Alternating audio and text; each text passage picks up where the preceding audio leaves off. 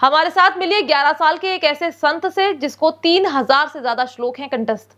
विदेश से आ रहा बुलावा, सनातन धर्म का झंडा हो रहा ऊंचा, अमेरिका भी झुका रहा सर। हमारे साथ समझिए पूरी खबर जिसका हो रहा सनातन धर्म पर सकारात्मक असर। ईश्वर किस व्यक्ति को कौन सा गुण दे दे ये कह पाना बेहद मुश्किल है। इसी क्रम में ईश्वर ने एक छोटे बच्चे को वो गुण दे दिया जो बड़े बड़े साधु संत हासिल करने में कई दशक लगा देते हैं। आप भी इस महज 11 साल के बच्चे की अद्भुत क्षमता के बारे में सुनेंगे तो खुशी से गदगद हो जाएंगे और सनातन धर्म की जय जयकार करने लगेंगे। दरअसल एक बालक को 10 साल की उम्र में ही 21 ग्रंथों के 3000 से अधिक श्लोक कंठस्थ होने की बात निकलकर सामने आ रही है। जानकारी के अनुसार वृंदावन की पवित्र धरती पर जन्म लेने वाले इस बालक का नाम माधव दास है, जिसे अब लोग बाल व्यास माधव दास के नाम से जानते पहचानते हैं।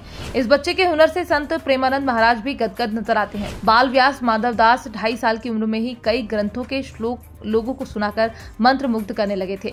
इसको लेकर बताया जा रहा है कि जब इस बालक का सामना महान संत प्रेमानंद से हुआ तो वो भी इस बालक की तीक्ष्ण बुद्धि को देखकर चकित रह गए। आज इस बालक की उम्र लगभग 11 वर्ष हो चुकी है और इस बालक को अब विदेश से भागवत कथा कहने का न्योता दिया जा रहा है। इस बाल व्यास माधव दास की कंप्यूटर से भी तेज बुद्धि और मेमोरी की अब देश समेत विदेश में भी खूब तारीफ की जा रही है। परिवार के लोग इसे राधा रानी और भगवान श्री कृष्ण का चमत्कार मानते हैं। जानकारी के अनुसार बाल व्यास माधव दास को कई ग्रंथों के कठिन श्लोक कंठस्थ हैं। जब वो उन श्लोकों का उच्चारण करते हैं तो बड़े से बड़े लोग भी आश्चर्यचकित रह जाते हैं। बाल व्यास माधव दास को कई देशों से भागवत कथा करने का आमंत्रण मिलने लगा है। इसके अलावा बाल व्यास माधव दास अन्य कार्यक्रमों के जरिए भी सनातन धर्म और संस्कृति के प्रति लोगों को जागरूक करने में जुटे हुए हैं।